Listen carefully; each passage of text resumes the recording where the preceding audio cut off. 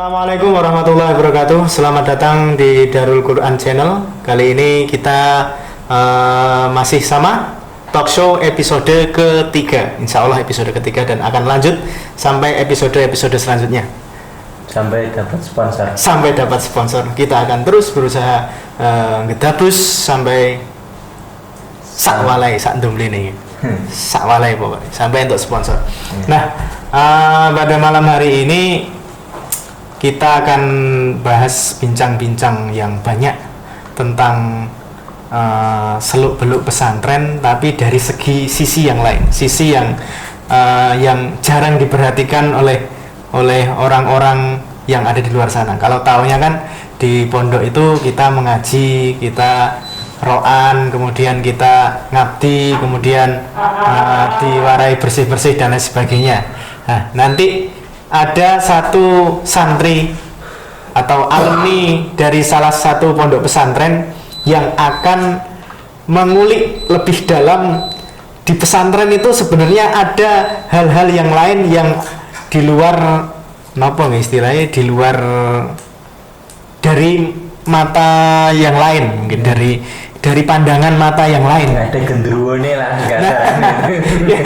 Di pondok itu siapa aja sih santrinya? Apakah di pondok itu santrinya cuma dari golongan manusia?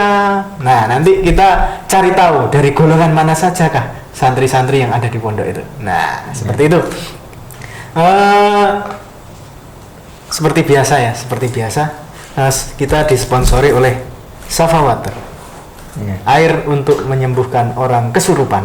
Nah, ini Safa Water. Nah, nanti narasumbernya adalah orang yang menyembuhkan itu. Orang yang menyembuhkan itu. Orang yang berada di balik. Kalau kemarin di balik airnya itu. Di balik airnya. Kalau sekarang orang yang berperan penting dalam mengkondisikan warga-warga selain manusia. Nah, siapakah beliau? Langsung saja. Tidak usah bertele-tele, itu sudah goyang-goyang itu. Mari kita undang dengan membakar menyan.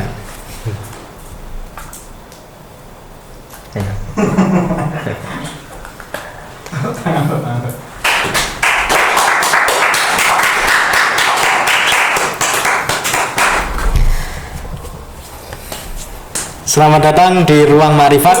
Ngobrol nikmat, Ruang Marifat mantap. Selamat datang Ustadz Andre. Saya biasa manggilnya Om Andre karena nama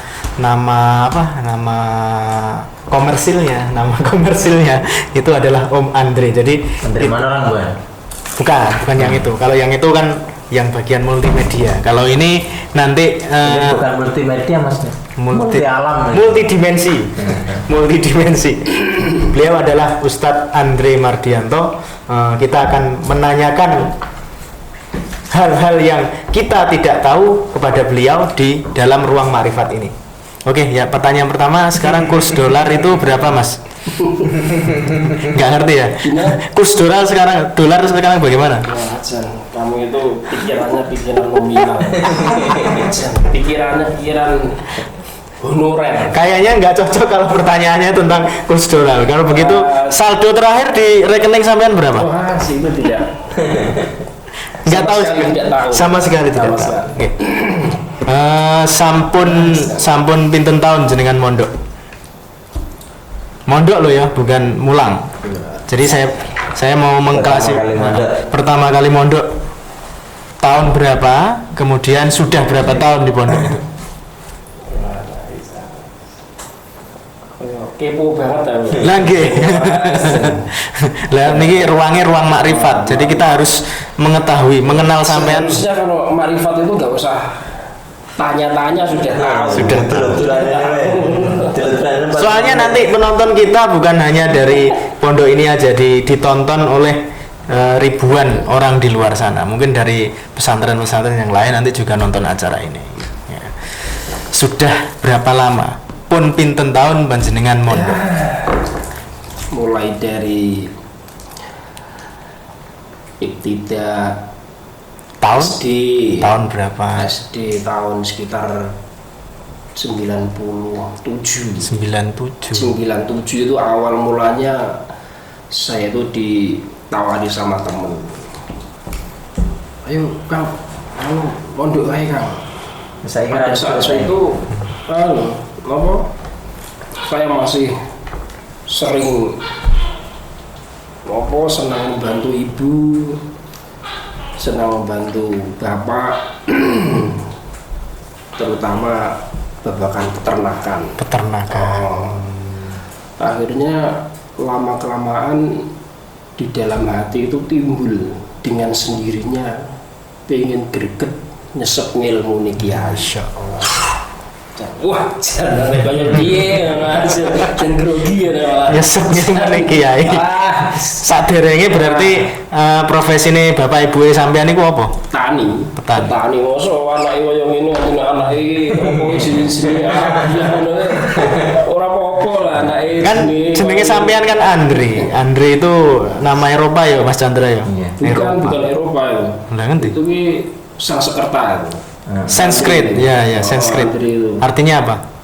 Nek Sanskrit itu? Andri itu mempunyai suatu arti di Indonesianya ini greget. Syadid. Oke, ini baru ya. Saya baru tahu bahwa Andre itu ternyata bahasa Sanskrit. Berarti ada hubungannya dengan bahasa India karena orang India menggunakan bahasa Sanskrit. Seperti apa ya bahasa India yang kita juga pakai itu apa? Dunia itu bahasa India. Sebenarnya itu bahasa Sanskrit dan orang Arab juga menggunakan bahasa itu dunia. Orang Indonesia juga menggunakan bahasa dunia. Terus lanjut ke sanawiyah itu saya sudah mulai nyesep ilmu dari kiai-kiai desa. Terus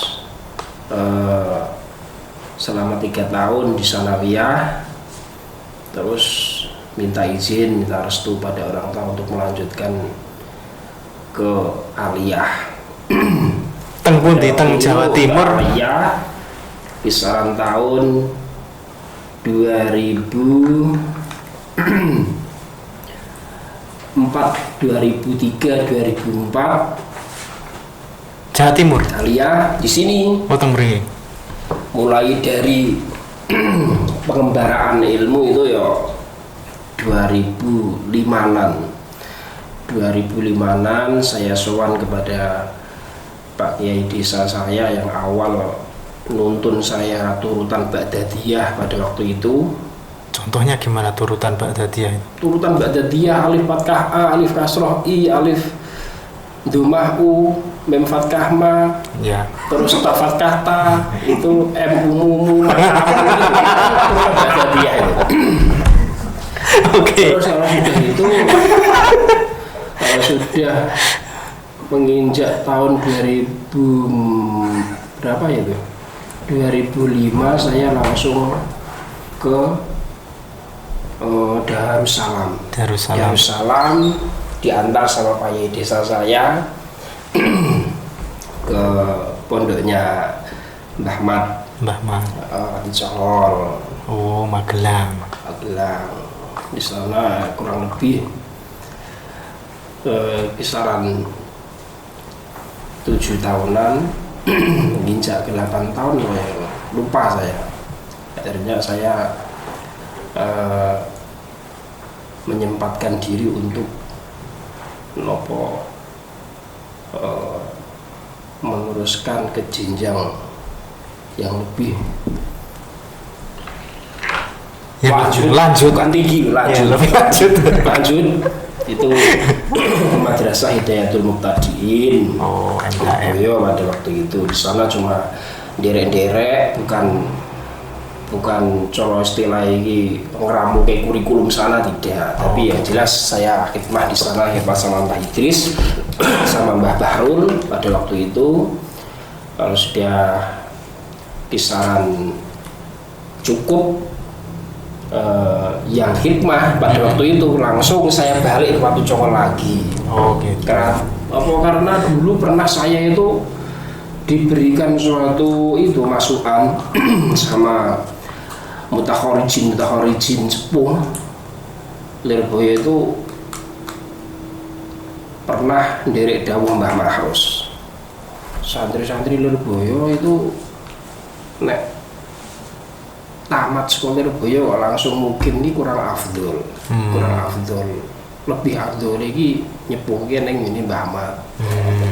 Karena Mbah Mahrus dulu pada waktu menjadi mantunya Mbah Manap itu sudah punya putra Mbah Imam dan Mbah Kalfa, kalau tidak salah itu masih belajar sama Mbah Dahlan.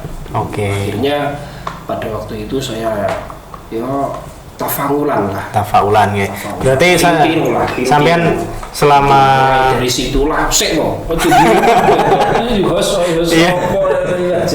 makanya Mas Samuel mau menenggak ya di selancar atos wong ya, atos.